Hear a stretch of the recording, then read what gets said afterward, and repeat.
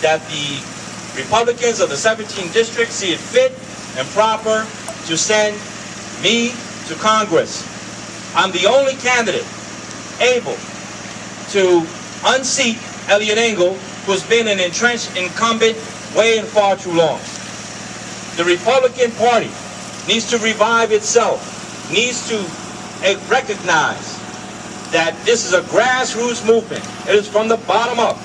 And that together we understand that we have to stop a government that's addicted to kleptomania, that is overtaxing, overreaching, and overspending. They cannot spend money they do not have, and they do not have our money. They are turning us into tax slaves to China, and this is something that must be stopped. All right, come on over. We are in Chestnut Ridge, the village of Chestnut Ridge. This strip mall is indicative. It demonstrates and represents what's going on in the United States of America today. Every one of these small business owners I know as personal friends, and I'm their client. I love the sandwiches in Sing Deli. I use the cleaners over there. The stationery is always open for me in the last minute of every holiday, and I find a card. The bagels and the nails places, I know my friends go there, my parents go there, and we always order from the Chinese restaurant. And every one of them are saying that they are struggling and holding on by their fingernails. The taxes are too high. We have to lower taxes. Even in some cases, we need to eliminate taxes. The poor guy over there in the hot bagels employs a lot of people right here from my area, right here from my town. And he's barely making it. He's barely making it. If he closes down, that would take away revenue from the village, as well as would unemploy workers that need a job. We have to recognize that this is the United States of America. We have to recognize that capitalism is the foundation of our economy.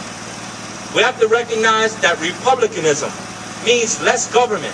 Republicanism means less regulations, less onerous taxation on the people. The American people are a free people. We do not bow down to foreign powers, nor will we submit underneath the thumb of a statist type of government. We have to realize that this is our last best chance to change the balance of power in the United States Congress. It is up to us. The Congress represents the people of the United States of America. It does not represent a particular party, their bosses, or their self-interest. The Congress of the United States is predicated and based upon the Constitution of the United States. And if anybody ever asks you, what is my platform? It is the Constitution of the United States of America. This is my platform. This is what we need to restore back to the Congress of the United States. And I believe that the President of the United States, the couple of Obama, Pelosi, and Representative Eliot Engel need to be reminded that is the Constitution upon which that rules this country. We are a country of laws. We are not a country of czars. Upon entering the United States Congress, I will ensure that every single czar appointed unconstitutionally, but with the powers that they are given by the executive branch, are eliminated, fired, given a pink slip. Out the door, they have to go. My friends, every single one of these small businesses need our help. They need our patronage. But more than that, they need our vote. The founders of this country, the men who signed this Constitution, when they signed it, at the end of it, the Declaration of Independence, they said that they pledged their lives. They pledged to each other their lives, their wealth, and their sacred honor to establish this liberty for us. And they did it. They made every sacrifice to do so. They lost their lives. They sacrificed their honor. They gave up their treasure. And all we have to do is go out and vote. All we have to do is go out and vote. Tomorrow's primary day, September 14th. Go out and vote. Not only that, Take another friend and take them with you to vote. Each one, reach one. This is our last vast chance to send a signal to the party bosses who are only interested in their self-interest and lining their pockets with your money. Now, is that okay with you? Because it's not okay with me. I am the only candidate who is a conservative Republican. I am the only candidate, I am the only Republican in this race who can meet the challenge against Eliot Engel, and I can also meet the challenge of defining what a Republican is in 3 words or less. And my political rival cannot. Because when asked, all he can say was that he's a centrist. All he can say was that he believes in pro-abortion and killing babies. All he can say is that he wants to be more like Eliot Engel than not. Well, that's not 3 words or less. Because in 3 words or less, a Republican is defined as ain't a Democrat.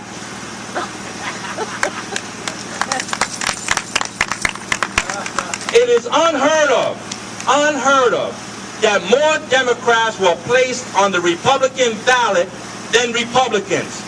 That's like the CEO of Coca-Cola marketing Pepsi. Our party has been misdirected, and it is up to us to regain our leadership, restore our leadership, because it has been a failure of leadership. And I am here to provide that leadership. I have the credentials, I have the experience, I have the gut. I will not submit, I will not relent. The first day in Congress, we will begin by restoring the principles of the Constitution. The first day in Congress, we will begin by remembering and recalling the 10th Amendment of the United States.